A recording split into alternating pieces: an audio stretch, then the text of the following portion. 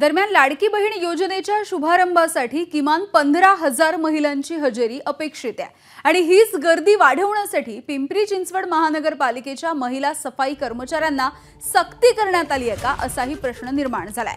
कारण आपण कुठे कशासाठी आणि का चाललोय याबद्दल या महिला अनभिज्ञ असल्याचे दिसून आले।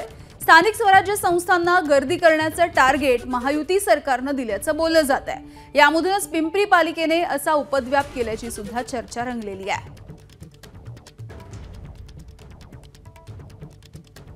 मुख्यमंत्री अजित पवारांची लाडकी बहीण योजना वाण्यारला चालू। कुणी सांगितलं तुम्हाला तिकडे जायला? तुम्ही सांगितलं का? आमच्या साबळे सरांनी सांगितलं। कुठं काम करतो? आम्ही अप्रभाग। आज सुट्टी का? काम नाही का? आज आम्ही कामावरच आहे। आम्ही थंब करूनच इथं आलोय। कुठं जायचं आपल्याला ग?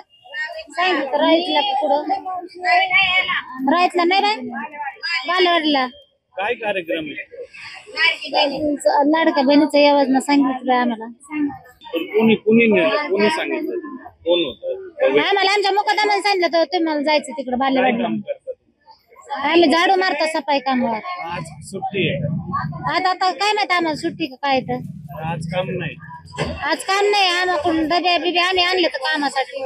कार्यक्रम नाही सांगितलं तिथे कोणतरी साहेब येणार आहेत ना त्याच्यामुळे आम्ही चाललोय।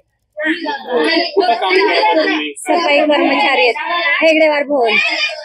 मग आज काम नाही का? आज नाही काम। कुणी सांगितलं पण तुम्हाला यायला? आमच्या सरांनी सांगितलं। कोण सर? नाव काय? जगताप साहेब। एबीपी माझा, उघडा डोळे बघा नीट।